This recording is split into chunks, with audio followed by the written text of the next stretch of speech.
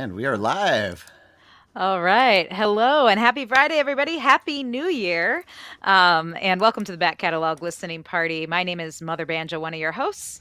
My name is Anthony Ihrig, the other host. And joining us today, we have Alison Brown joining us from Nashville. And I think she is muted still, but I believe she is there. Yes.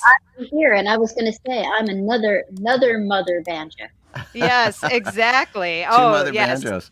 The mother of all banjo players, and we're so excited to have you here with us. And for those of you out there listening, just be warned, there's going to be a lot of banjos today. Yeah, just saying. We're coming at you. 3 banjos. It's the only way to start off the new year, in my opinion. And it's so great to see everybody out there. I know it's been for me a few weeks. I know you saw some folks last week, Tony, for our best of special. Best of 2021. But we have Suzanne joining us. Hi, Suzanne. And Connie from Chilly Richfield. It is cold here in Minnesota. Yeah. Tony and I are based here in South Minneapolis, and it's not feeling very southern here. That's all I got to say. It's it made it to 0 degrees today, so that's good. Yeah, the feels like got up to -14 today. It was great. Alan from Texas says, Happy New Year resolution, more gin, more tonic for 2022. Well, welcome. Severin from Germany. Hi. Hey, Severin. And let's see. Chris from Savage has an Uda Pills. What are you drinking today, Tony? On this chilly day? I am drinking, I'm going back to the Ihrig Brewery in Colorado for Ellie's Brown Ale. I think it's just the graphic of this dog. I was going to say, it's the dog, isn't it? It is. And it says on the side, it's, it's loyal, friendly, and mellow. And that's just what I need on a day like today. Well, that sounds good. I am trying to bring in the tropical vibes. I'm basically in denial that it's 0 degrees, and I'm drinking a margarita. So cheers. Cheers to that. Allison, are you partaking in a beverage today? Well, as I was saying, I try not to drink before the sun is over the yard arm. And so I pulled out this nice bottle of Trader Joe's sparkling ginger beer. Oh, that's really good. I like that stuff. It's quite good. I may transition to something stronger in a little while. Sounds good. And we have Ken joining us from Malmo, Minnesota. Alex from Boulder with a Cabernet. Ooh, that sounds good. Hey, it's our friend David Robinson, a fellow banjo player just down the street. Hey, David, good to see you. And Penny and another banjo player, Bev. So cold. Yes, it is so cold, but we are all happy to be here, and we're happy we have this event that we can do, whether it's cold, whether we're snowed in. And I know, Allison, you're in Nashville, which normally I'd be saying, oh, you're probably enjoying some nice warmer weather, but you guys had quite a weather event this week. Yeah, it's been very exciting weather-wise to be here in Nashville. We had the tornado alert around Christmas and balmy, mid-70 degree weather. And now we have one of the bigger snows that I can remember, and I can show off our snow since I'm sitting by a window. And you guys can, up in Minnesota and Colorado and places north, can laugh at me. But we've got about, let's see if I can get you a good view here. Yeah. We've got about 5 inches of snow. Wow. So that's pretty good for us. Beautiful, though. Yeah. It's actually really nice. No complaints. Mm-hmm. All right. Well, for folks who are new to this program, the Back Catalog Listening Party is our weekly musical happy hour where we just sit down with our favorite musicians and put on the headphones and listen to music again, and then we get to dive into the liner notes, all those things that Ellen and I used to nerd out about as kids. We get the records out and see who is producing it and who is playing on each track and all that, and now we get to hear those liner notes from the artists themselves. And we're just so pleased to have Alison Brown with us today. And Alison, for folks who may not be as familiar with you and your work, could you give just a brief bio to kind of put the album we're going to listen to today into context? Sure. Musically, I'm a product of, the 1970s Southern California bluegrass scene, which I think informs a lot of what happened on Fairweather. Grew up in San Diego area, played a lot around the folk scene in Los Angeles as I was growing up in different bluegrass bands, collaborated a lot with Stuart Duncan, and his family was largely responsible for me getting a chance to travel around the southern states over the summers and get to experience bluegrass music in its geographical context, I guess you could say. But then, went off to college back east, and then business school back out in California, and then did a stint as an investment banker before I decided I really wanted to play banjo much more than I wanted to refund tax-exempt bonds. Great choice. Yeah, so I joined Alison Krauss in Union Station, and that took me to Nashville, where I've pretty much been ever since, the early 90s. And Fairweather was the record that I made that was kind of my attempt to make a bluegrass record. There's a lot of the work that I do on the banjo. I find that while it's informed by three-finger style Scruggs technique, the tunes I write tend to not come out as bluegrass tunes. In fact, I think those are the hardest to write, to come up with a fresh melody in the bluegrass context. And so my music tends to take me a lot of other directions, but Fairweather was an effort to really try to create a bluegrass album. And it's funny because I think it's very much a Southern California's person's take on a bluegrass record, but I did try to keep it between the lines. Oh, yeah. Well, it resonated here in Minnesota. Yeah, for sure. And I was going to say, Tony, I don't know, do you have your copy with you? I sure do. You were talking about reading the liner notes. I've been showing it off. I have my 20th anniversary edition signed LP. I'm just going to fanboy a little bit here just because I love this album. I wore out, if it's possible to wear out a CD, I did that. And as soon as I get my record player fixed, I can't wait to listen to the vinyl that I've had for 2 years. Awesome. Well, thank you, Tony. I really, really appreciate that. Well, I'm excited. This is a great record, and it has a lot of special guests, which we're going to talk about. But I don't know. It's Friday. We have our drinks poured. We need some joy and some banjo. So, and I think the two are synonymous. So, for the first track that you picked out, Alison, to feature on today's show, the title track, Fairweather. Is there anything you want to say about it before we dive in? Well, there's a million things I could say about it, but it features the inimitable lead vocals of Vince Gill, who I got to meet and play with growing up in Southern California.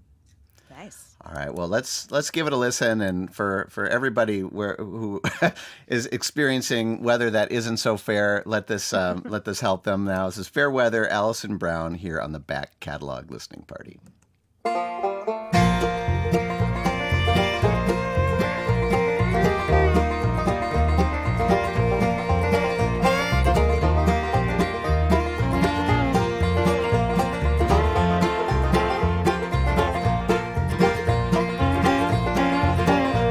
Fair weather on my mind, just like the things I left behind. Life ain't easy, sometimes unkind, and it seems to fool me time after time.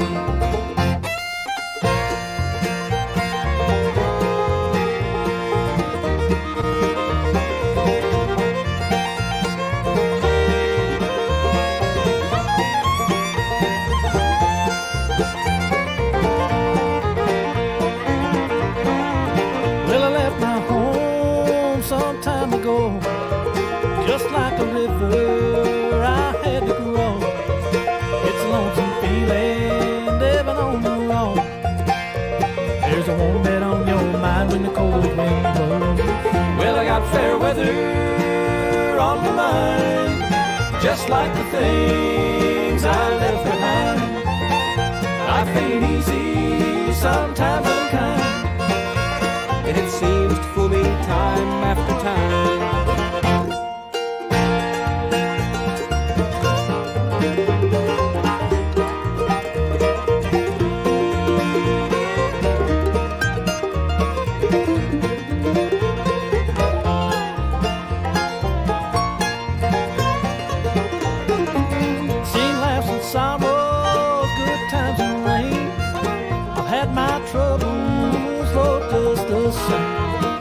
Like a hobo on an old freight train, get along when you never hear your name.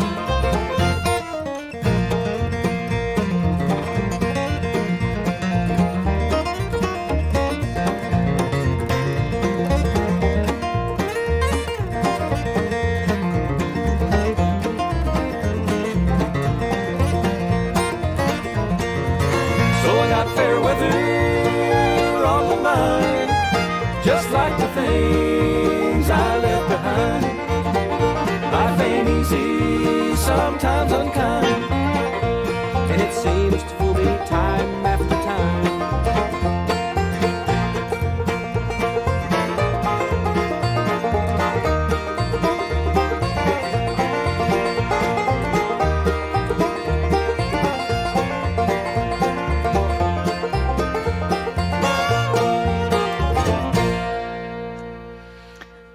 Yes, that is the way to yeah. kick off 2022 here on the Back Catalog Listening Party. Alison Brown with Fair Weather, the title track to her release that came out 21 years ago. What? It I feels like know. yesterday. I can't believe that. And it sounds so fresh and like it sounds like a bluegrass tune you'd hear today, is what I'm trying to say. The production, yeah, the production was way ahead of its time. I mean, it sounds so good and it's so full.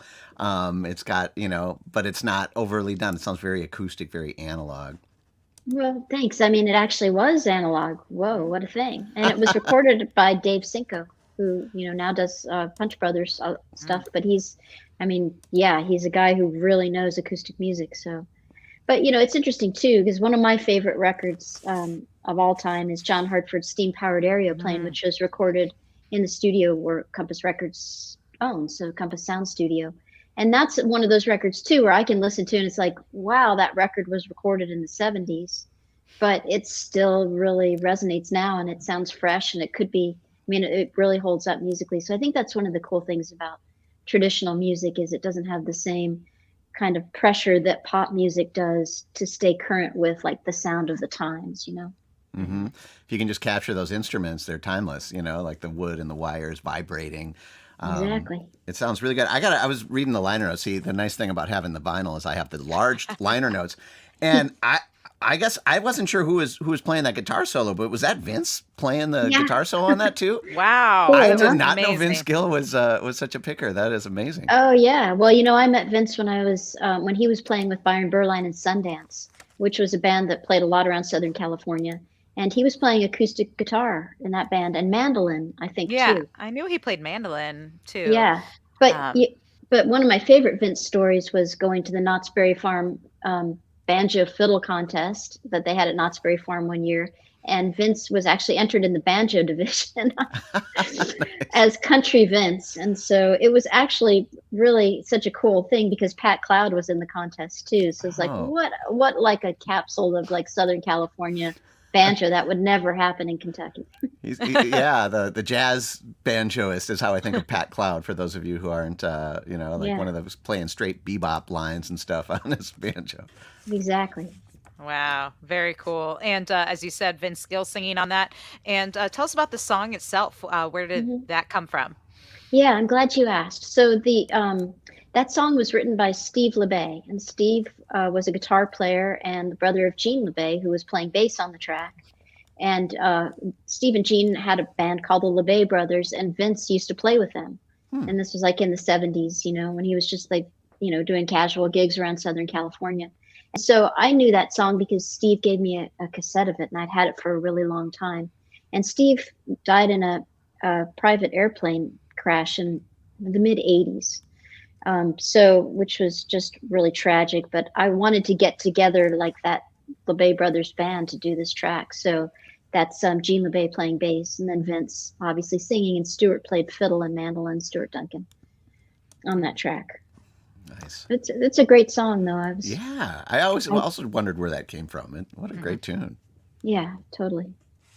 And it looks like we have Steve joining us. Fantastic. Excited about this hour of listening and chat. Another great bluegrass musician. And Tom Ball. Love this record, especially Every Day I Write the Book. What a cover. And, this is such a fun mix that we're going to hear today on the show because there are those covers. There's some original material. And how did you decide what songs were going to end up on this particular record?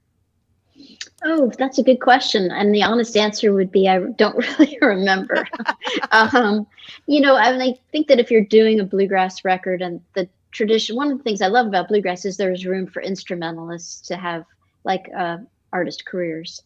But too, like in the genre, you want to hear some singing. And so I knew that I wanted to have some vocals and I wanted to have, certain vocalists, that I definitely wanted to have on the record, like Claire Lynch. And I think we're going to hear the tune that Claire sang. So, it was a matter of thinking about who I wanted to have and what song would be great for them to do. Mm-hmm.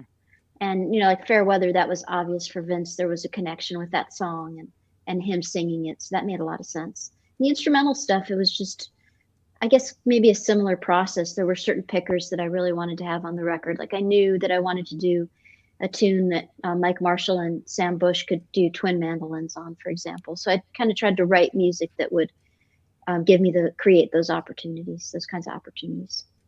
Yeah, write the tunes and the players will come. Right. I mean, talk about players, though. This record is pretty star-studded, and we're going to hear that as we go on today. So, you mentioned Claire Lynch, and actually, I think that's the song we have picked out next to listen to, right? Hummingbird? We certainly can, yeah. Oh, I'm sorry. Was I skipping ahead? Yeah, but that's okay. It's loose here on the show, Yeah. so let's we can jump into that one. Great. Awesome. Anything you want to say about this in terms of, did you just know this Claire was the one for this song? I remember hearing this on the radio, which was really, really weird to hear a banjo on the radio. And I was like, what is this? Like, I got to figure out what this is. It was partly what led me to this album. So this must have been a single of some sort? Well, gosh, I mean, this is before singles and folk music, you know what I mean? Yeah. I can't believe you heard it on the radio. That's pretty cool. It was before Shazam, so you couldn't just Shazam it. What is this? You had to go dig it out. So thank you for digging it out. This tune, I heard it on Eddie Reader's record, Angels and Electricity. Eddie Reader was the vocalist of Fairground Attraction, right? In the UK. Fairport Convention? Nope, not Fairport Convention. Oh, but yeah, Scottish singer, right?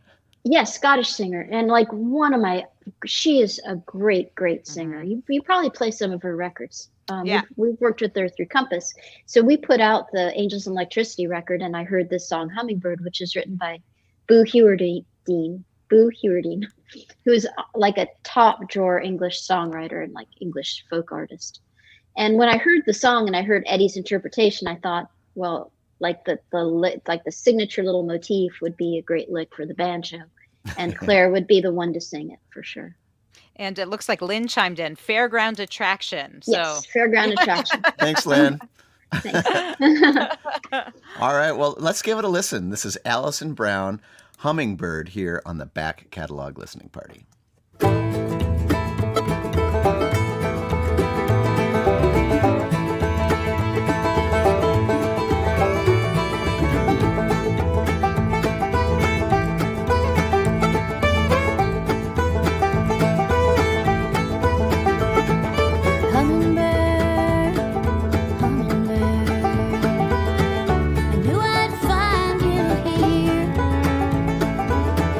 Bright lights draw you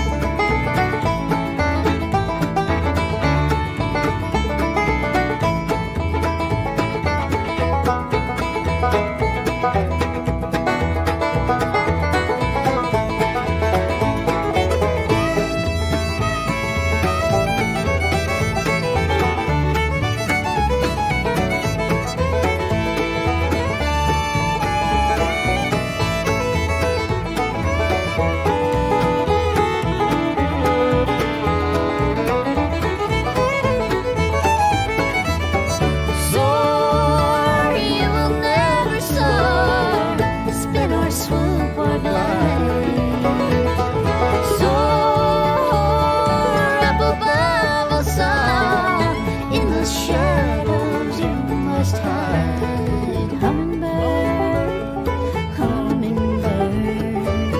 So you spread your wings.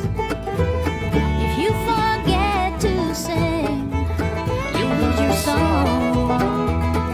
Then where will you go when all the pretty things have gone? Hummingbird,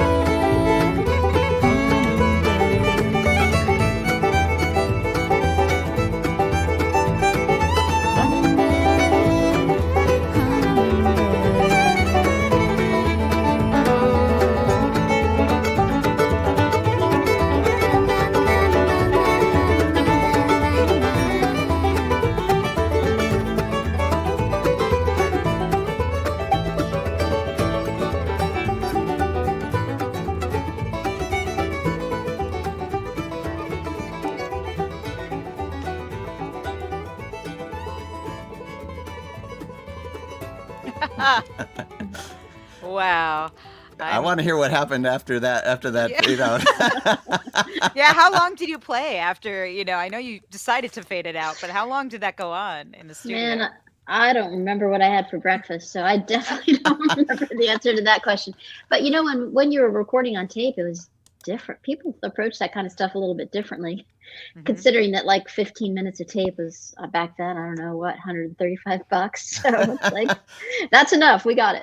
Yeah, just keep going, and maybe you'll get something on there. But I love it. I mean, even every little detail on these songs, like Stuart Duncan's little diddle-dee at the end. Like, I mean, it's all so great. super musical, which is something that like really attracted me to this album. Like sometimes in bluegrass, there's a lot of kind of just cliches of like here's some licks and things that sound bluegrassy, but it seems like all the players that you assembled on here have like a unique voice, and I just want to call out Stuart Duncan in particular on this album. I mean, it's just like he's like it really adds so much of a voice on this record. And I see that he also played mandolin on the previous song, and on this one we have Matt Flinner. And I wanted to point out that those awesome harmonies with Tim O'Brien singing the harmonies on this. What a killer lineup. Oh, thanks. Yeah, I mean, there's a reason why they call him Stuart Duncan, right? He brings that kind of thing to everything you put him on. I mean, he's one of those people that when you've got him in the studio, everyone's speaking in reverential tones and their jaws are on the floor. Everything he plays is great. He's really magical player. I really love that your approach on these songs and all the players you've assembled are not only amazing musicians and, as Tony said, have their own voice, even if it's an instrument, musical voice, but they also all are sensitive to what the song is doing. And even though it's a lot of instrumentalists, whether there's a vocal line or not, it feels like people are sensitive to the composition and what the song is intended to do or the tune is intended to do. And I would love to know a little bit about the arrangements for these songs. Are these ones that you really crafted, or did you just assemble the band and everyone worked on it together? No, I mean, I like to go into these things I think you need to go into a session with a chart. So to have a chart, you have to have an arrangement in mind. And so that gives you a starting point. But then at the same time, when you have players like Stuart and, Matt Flinner and whatever, Vince Gill or whatever, those kind of people in the room, you're crazy not to invite their input too. So it becomes a democratic process. But I always start with what I think is a pretty good, although flexible roadmap. I think that's definitely a better way to go than to start with just like, I don't know, let's record rock and roll. Right, that's pretty hit or miss. Yeah, I mean, I've done it that way too, but it doesn't tend to work out as well. Well, and Joe chimed in too to say that the engineer is kind of like a member of the band, blending the tracks perfectly, fade out, especially back in the analog days. Who was engineering and behind the board on this? Yeah, it was Dave Cinco. Nice. And we recorded at Sound Emporium in Nashville, and which was a studio owned by Garth Fundus at the time. It's still a studio. Garth doesn't own it anymore. But Garth actually sang harmony on Every Day I Write the Book because he was hanging out at the studio that day, and we needed a tenor part. So, but it's a great room. It's actually where Roy Clark and Buck Trent recorded Banjo Bandits, among a zillion other things. It's where the Robert Plant and Alison Krauss have done their last few records. It's a great room. but I like the Banjo Bandits reference. Yeah, that's good. We do too. That's good stuff. And if you like the way that this sounds, you should hear it on in high resolution. You should hear it on vinyl, and we have a couple different ways that you can do that. But probably the best way to get the album itself is to head on over to compassrecords.com/artist/Alison Brown. We have a link in the comments. You can maybe pick up. Do you have any more of these signed copies left, Alison? No, but there is probably a way that you could put in special instructions, and I'd be glad to sign. And she'd be happy to sign it. And if you were paying attention during that last song, you might have also saw that when we asked Alison about a tip jar, she just said, "Hey, let's pay it forward." And if you have little money you want to show your appreciation for Alison and all the hard work she does, you can send it to the Sally Ann Forrester College Scholarship. This is through the IBMA Foundation. That's the International Bluegrass Music Association. Alison, you want to tell folks a little bit about the Sally Ann Forrester College Scholarship?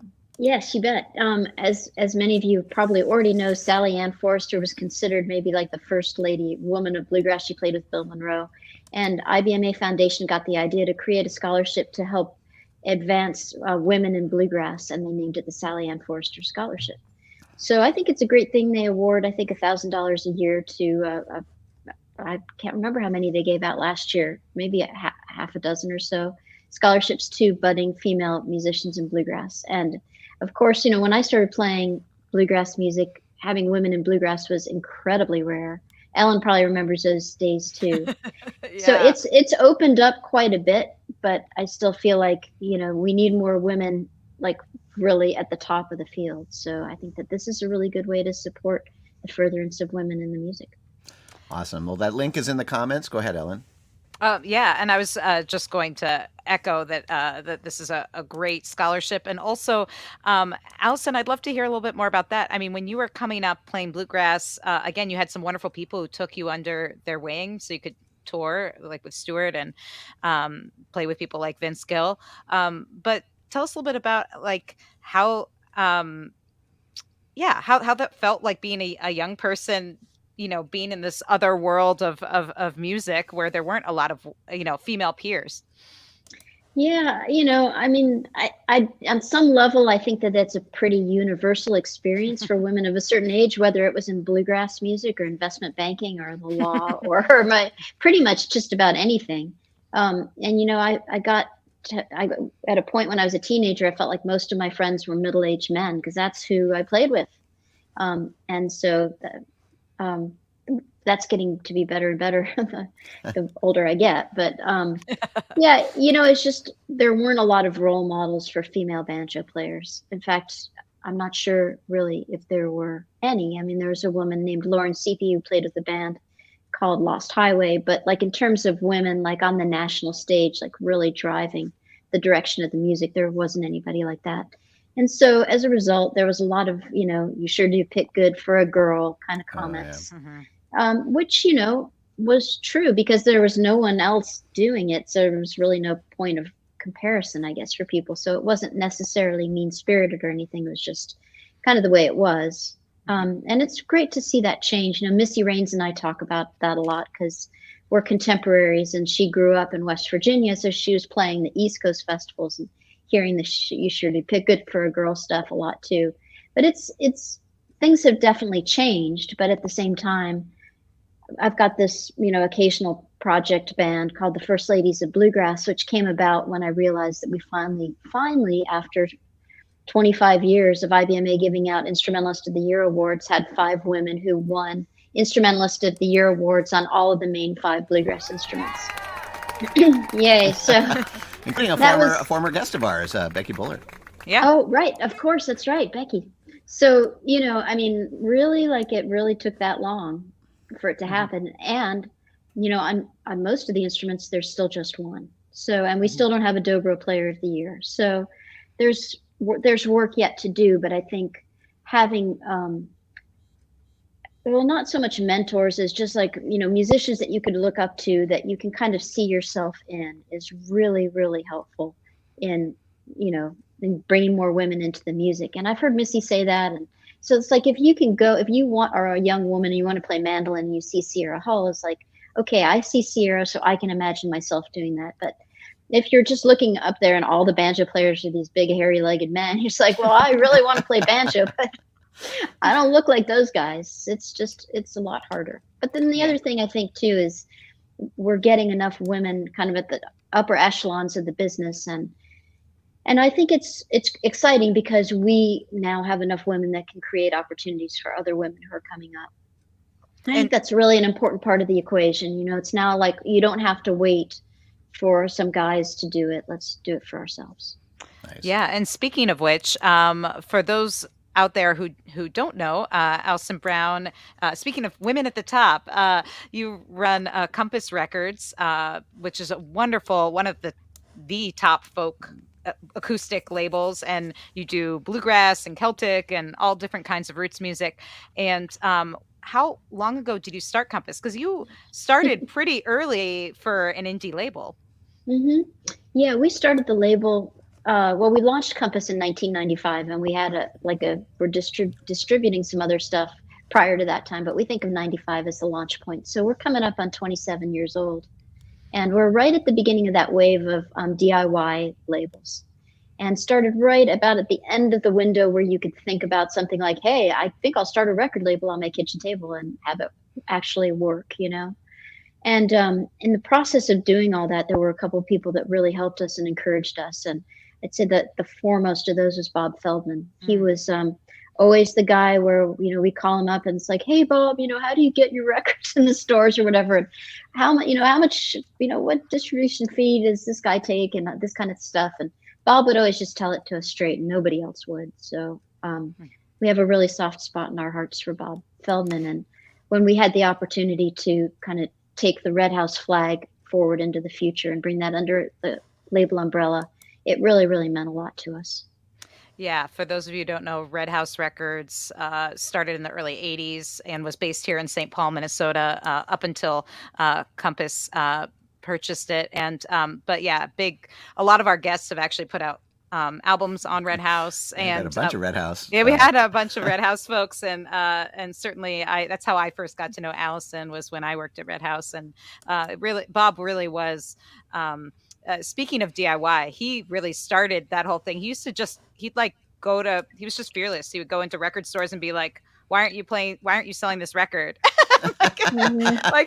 He still would do that. Even when we had big distributors and stuff, he would still want to go into the record stores and talk to the owners, and just a true music lover. And that showed in everything he did, and including supporting the other indie labels coming up, because he really believed that his mission was to get music to the people.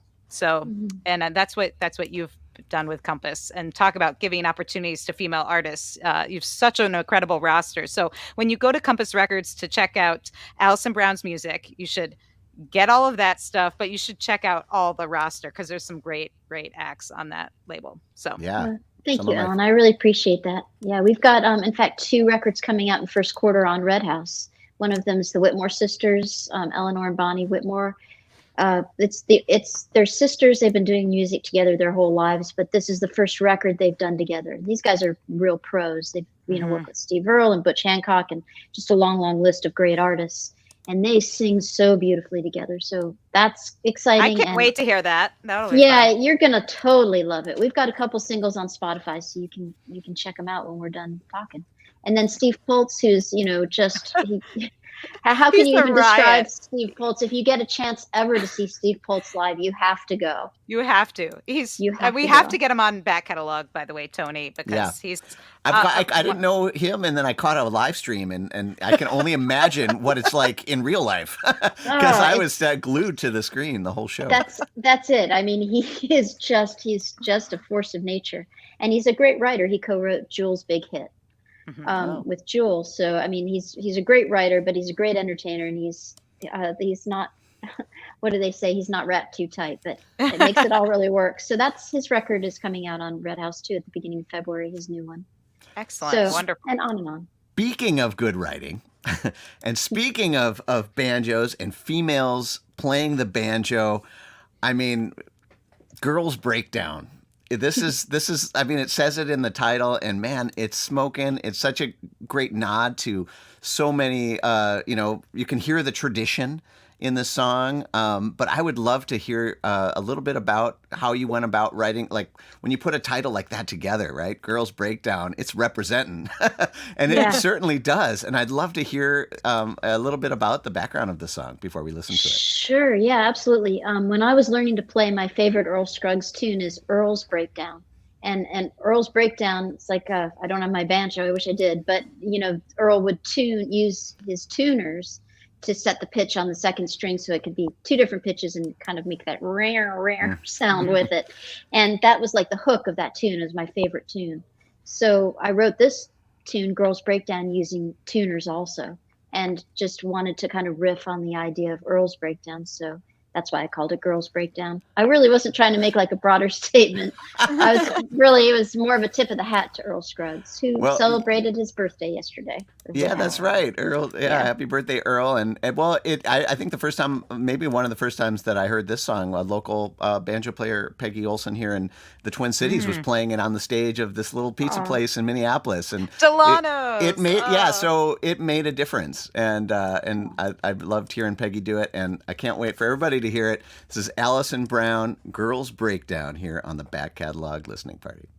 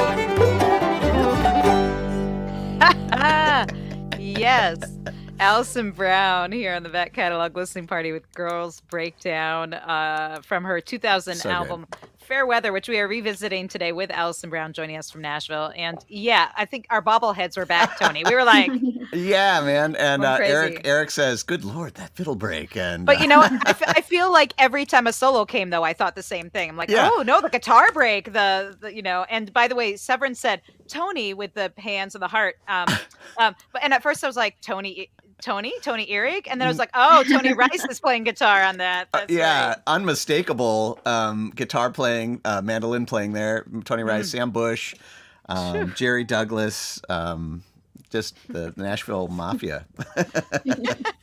So was that song recorded?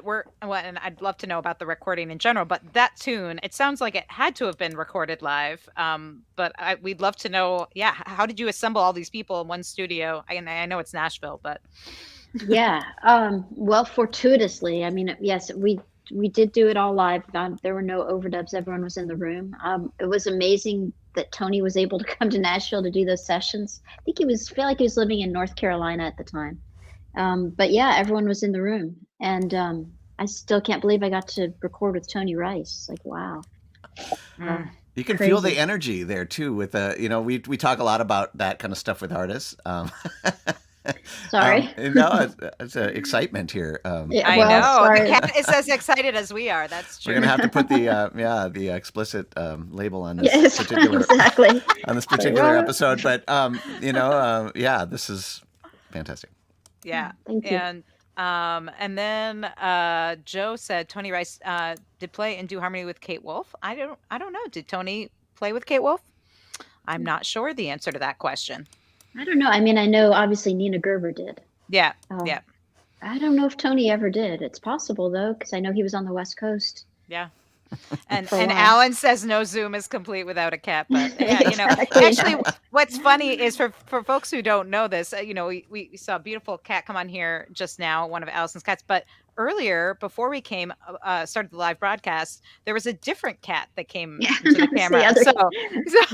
So all the cats are circling around. And it's funny because we discovered recently we had a little holiday Zoom party with our Patreon supporters here on Back Catalog, and one of our Patreon supporters has a parrot, and we discovered that the parrot got excited about the banjo.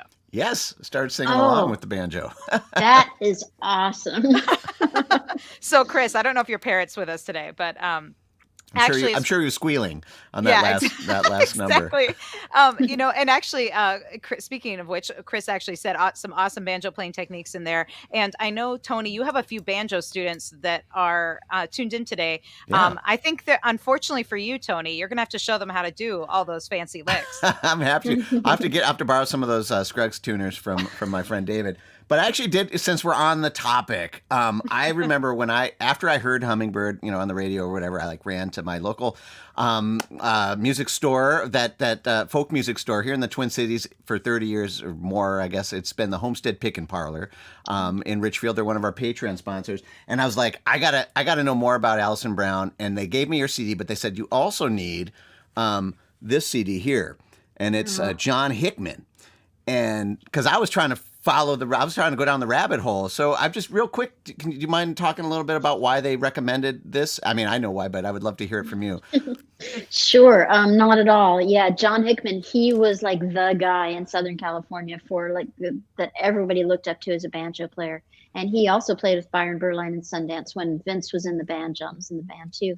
And when I was about 14, I got a chance to join this band called Gold Rush that was really Stuart Duncan's band, and they had a gig playing at Magic Mountain, 6 days a week, 5 hours a day.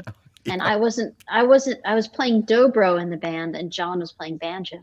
And so I got to spend the summer playing horrible dobro, but standing next to John Hickman, watching him play and getting to talk to him. And then he'd share his, cassette tape collection with me and reel-to-reel collection, play stuff for me. And he was incredibly influential. And that record, Don't Mean Maybe, I think did it come out in the 70s? I feel like it did originally. 1978. Yeah. So that was right at that time that I was getting to play with him. So that's the connection.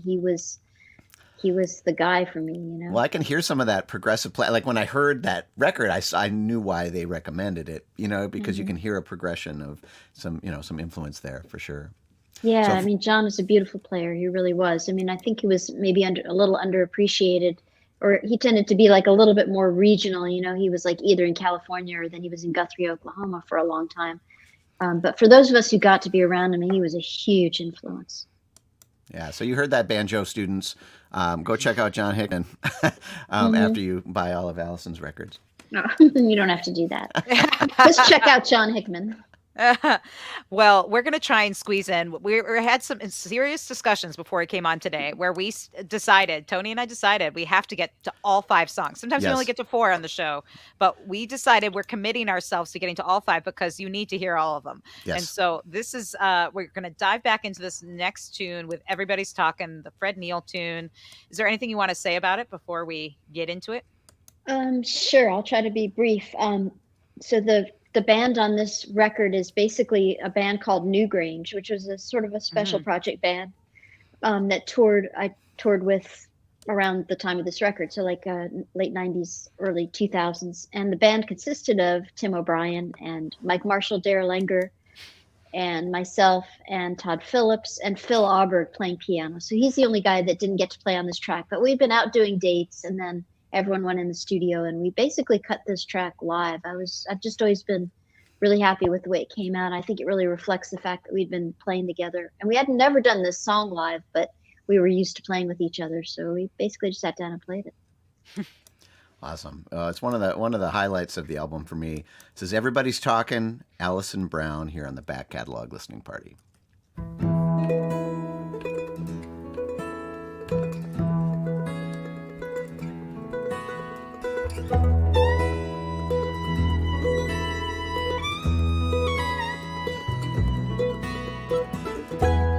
Everybody's talking at me. I don't hear a word they're saying, only the echoes of my mind. People stop and stare. I can't see their faces, only the shadows of their eyes. I'm going where the sun keeps shining through the pouring rain, going where the weather suits my clothes, banking off the northeast winds, sailing on summer breeze, skipping over the ocean like a stone.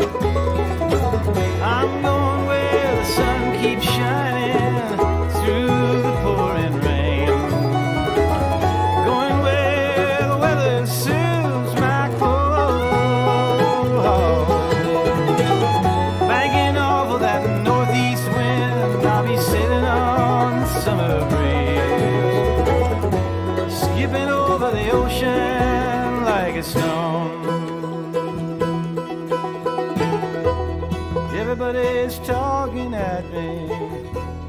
Can't hear a word they're saying, only the echoes of my mind. I won't let you leave my love behind. I won't let you leave my love behind. I won't let you.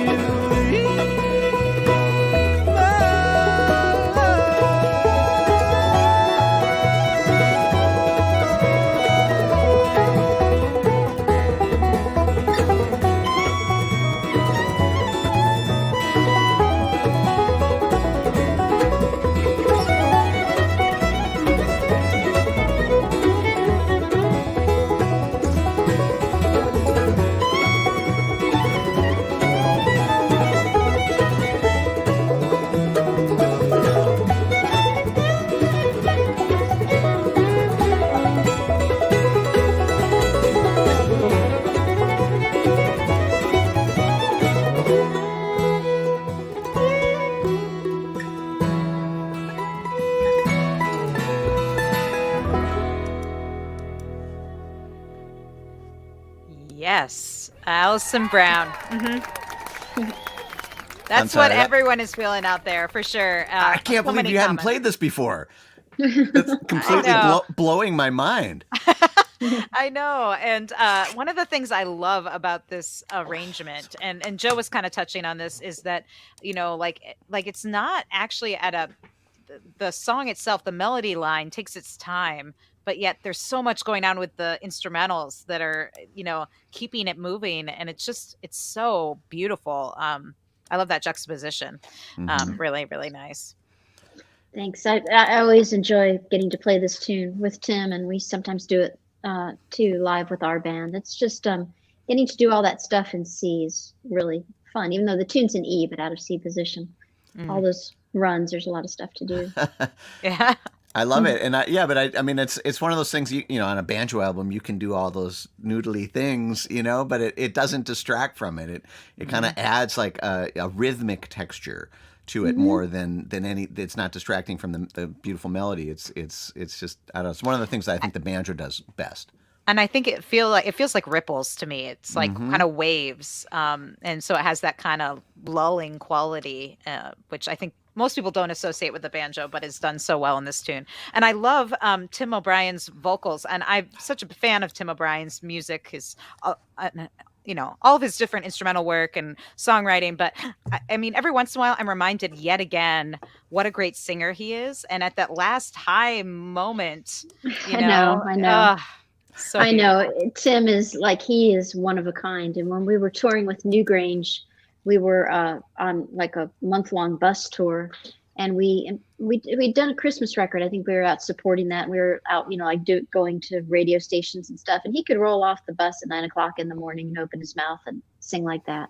I mean, it's just that natural for him, It's like he makes it look so easy, like we should all be able to do that.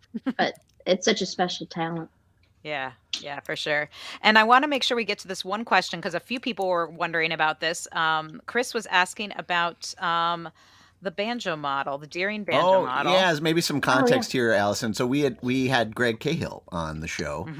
Great, yeah. And he told us all kinds of great stories about Compass and being there recording his Rivers and Roads CD and how you helped out, but also about how for folks who didn't see that episode, how there was this John Hartford signature model Deering banjo that ended up on that album, and he told the story behind it. A couple folks were interested in how that came to be. Sure. Well, if you've listened to much John Hartford, you've heard his signature banjo sound, and you're like, that sounds like a banjo, but it sounds. Oh, we finally got the light turned on here. It sounds like a banjo, but there's something a little bit different too.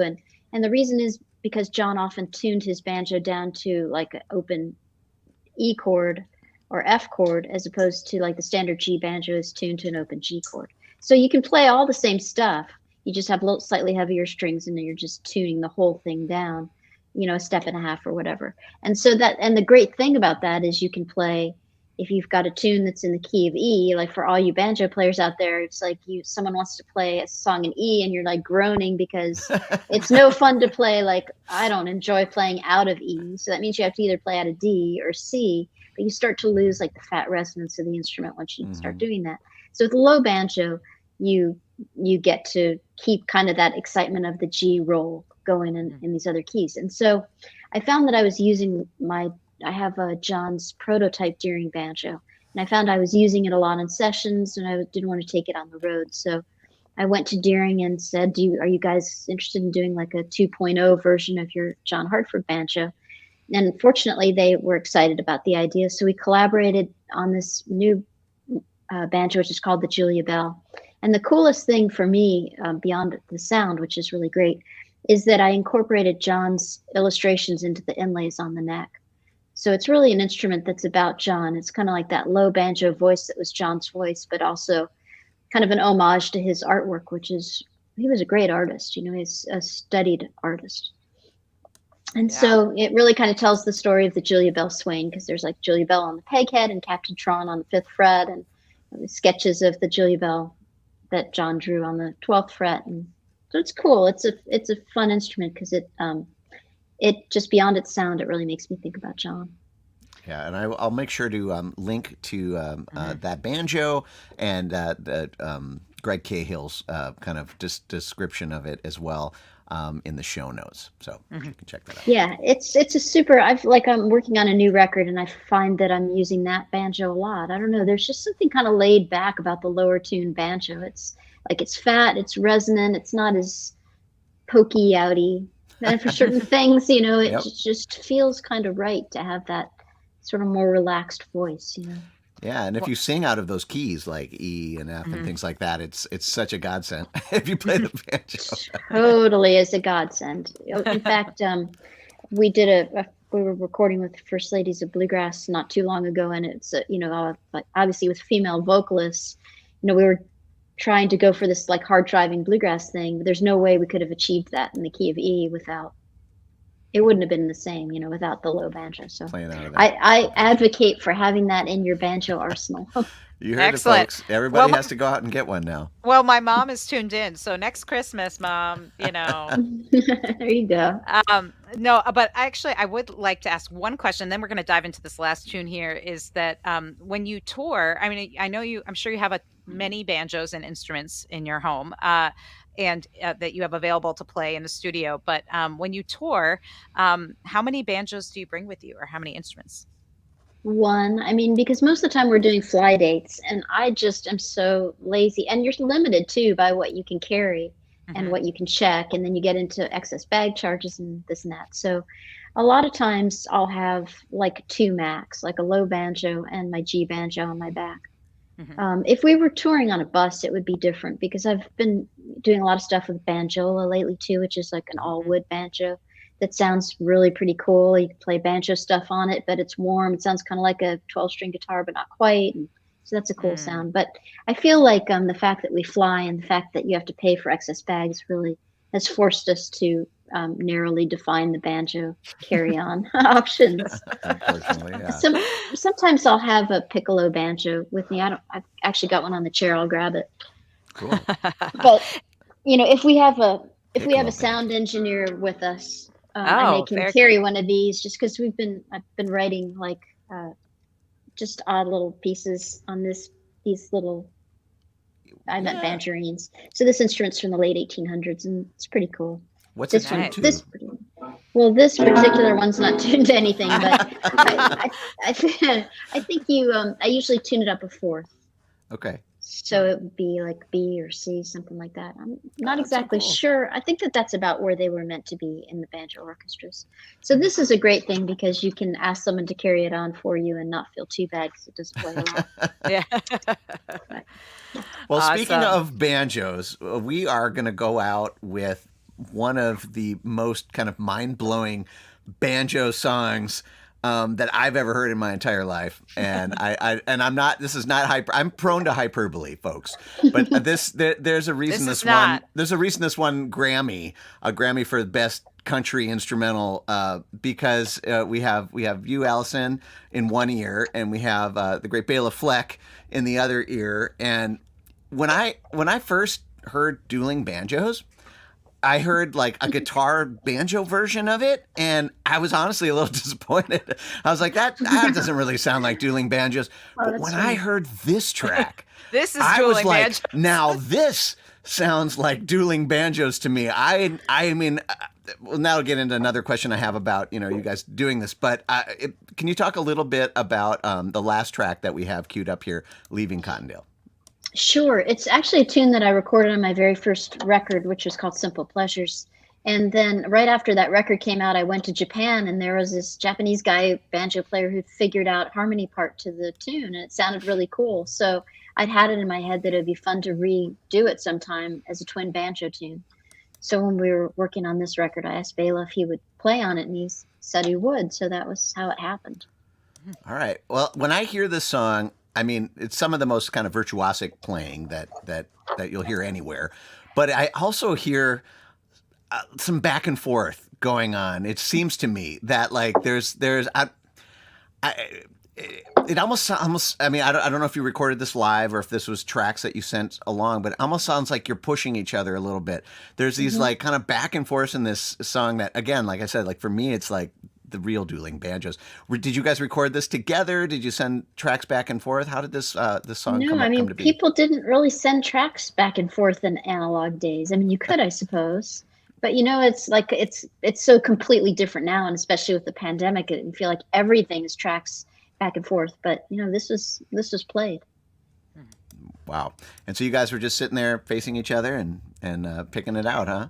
Well, I mean, it was worked out. I mean, obviously the harmony had to be, figured out and tabbed out, and somewhere I must have tablature for the harmony. But do you remember the person's name who had worked out the harmony by chance? Yes, I think it was Taku Kawamata-san. He's a good friend of mine who lives in Tochigi Prefecture in Japan. Fantastic. We'll try to track that information down and link to that as well. Well, I can't think of a better way. Good luck. I'll go back and transcribe this. Folks, strap in because this is just amazing banjo work, but also so musical. And I can't think of a better way to kick off our weekend. This is Alison Brown, Leaving Cottondale, a Grammy-winning instrumental here on the Back Catalog Listening Party.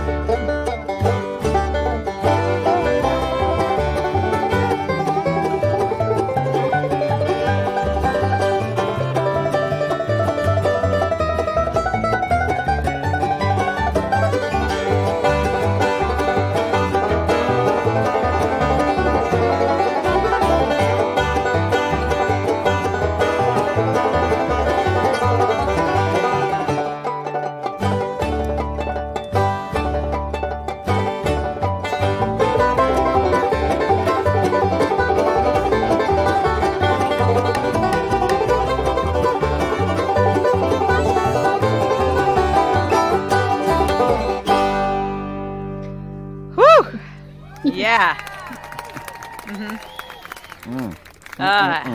Alison Brown with the great Bella Fleck joining her on Leaving Cottondale from Alison Brown's album Fairweather, which we've been revisiting today. Came out 21 years ago. Wow, still sounding fresh though, that's for sure. And you can pick it up at compassrecords.com. And you can, if you like what you heard today, Alison would love it if you would pay it forward by donating to the Sally Ann Forrester College Scholarship. It's a IBMA scholarship to support young women coming up through the bluegrass scene. So a worthy cause. We want to see what the next Alison Brown coming up will do. So absolutely. And this has been such a treat. What a way to start off the year, 2022 is already better. It's already better. Yeah. Oh, and you look, guys are sweet. and one of our previous guests, Ronnie Arbo, joining in as well. So hi, Ronnie. And great to have you all here, whether you're tuned in from Germany or right here in Minnesota or snowy Nashville. Thank you all for joining us today. If you're new to the Back Catalog Listening Party, we do this every Friday, not always with Alison Brown, but with great musicians digging into old records. And you can subscribe to our YouTube channel to be notified of what's coming up next. We have a lot of great acts planned for this new year. And if you like this show, give it the thumbs up. Direct more bots to Alison Brown's music, and because she has, a new album coming this spring, so you'll want to keep tabs on that. So, and we couldn't do this without guests like Alison, without you listening, and without our Patreon supporters. And these are the folks who give a little every month so that we can keep doing the show. We started in March of 2020, thinking it would be a couple months to keep us busy while we weren't gigging. And what do you know? We're still here doing it, but we're in the 90s. We're doing it because we love it and because you love being here and joining us, whether we're at home because of COVID or whether it's just because we love listening to music together, which is really what it's all about. Penny, Anna, Linda, Bevan, Connie, Vaughn, Alan, Chris, Alex, Becky, Galen, Peggy, Joe, Jim, Beverly, John, Fred, Tim, Sarah, David, Jocelyn, Court, Matt, Steve, Mark, Homestead Pick and Parlor, Severin. Thank you all so much for supporting this show and making it happen. So, and Lynn says, thanks for Compass Records too. And I would echo that. So Alison, thank you for bringing us all great music.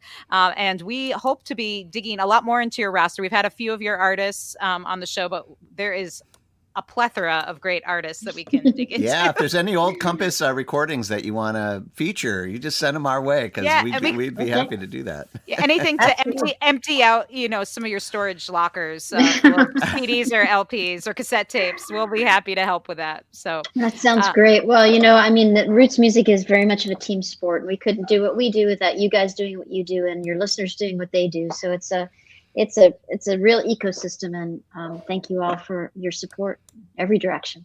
Wonderful. Thanks so much for spending this hour with us, Alison. It beats working. Well, thank you all so much. This is a great way to start off the new year. We can't wait to see you back next week. And take care, stay warm, and stay picking. Yeah. All right. Cheers, everyone. See you next week.